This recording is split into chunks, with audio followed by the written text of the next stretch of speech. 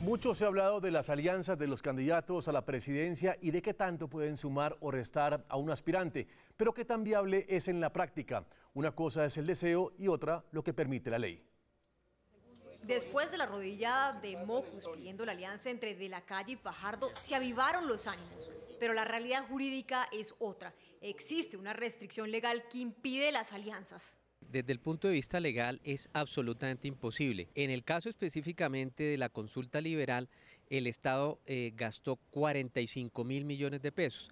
Lo que prevé entonces la norma es que si el candidato liberal aspirara o apoyara a una persona distinta, el Consejo Nacional Electoral puede obligar al Partido Liberal a pagar esa cifra. Pero esta restricción también opera para Duque y por supuesto para Petro, pues ambos hicieron uso del mecanismo de consulta y pusieron a los colombianos a asumir el costo de 30.000 millones de pesos en total.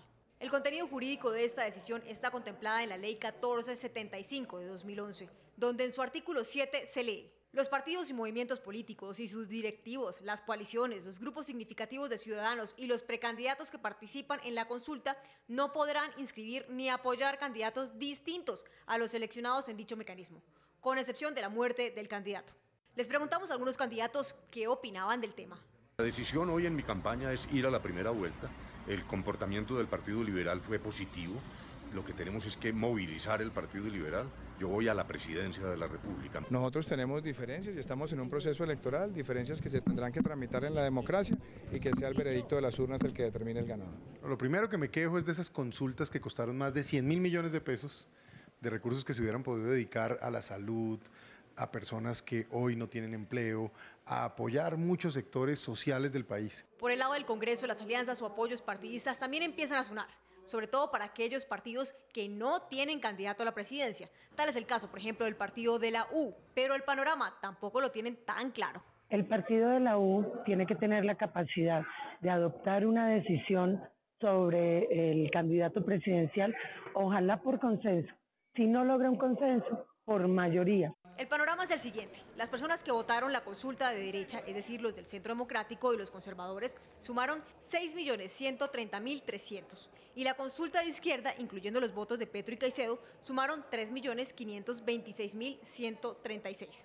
En total, las consultas sumaron 9.656.436. Y los votos al Senado sumaron 17.818.185. La pregunta es, ¿qué pasa entonces con la diferencia? Hay todavía un total de 8.161.749 de votantes que aún no se definen y cuyo voto definirán realmente las elecciones.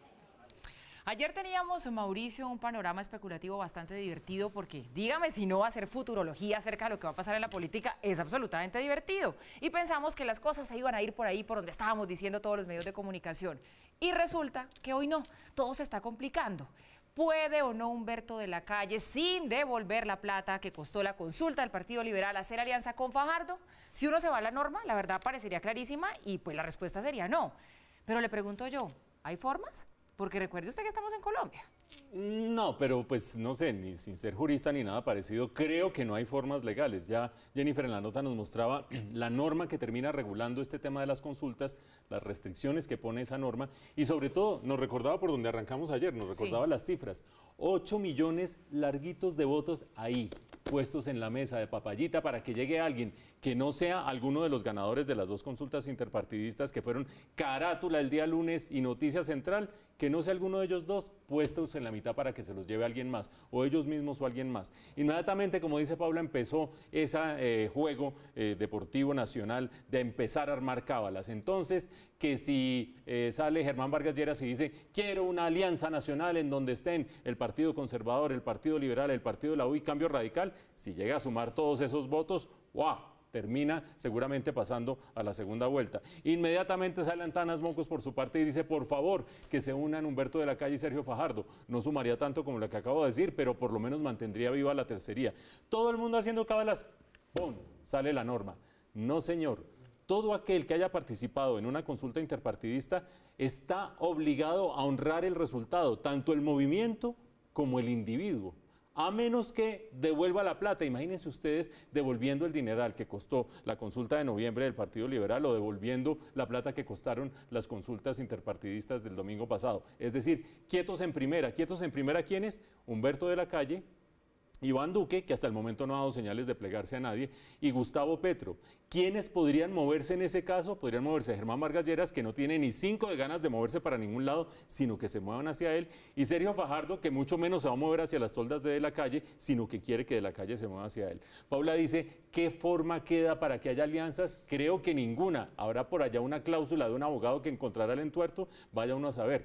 Pero lo que sí es un hecho, es que de aquí en adelante, sin alianzas formales, que muchas veces no sirven porque un candidato no necesariamente arrastra su electorado, los liderazgos se los tienen que jugar con ideas, con personalidad y sobre todo con un talante que represente aquel factor aglutinante para atraer gente, es decir, una campaña de no perdérsela.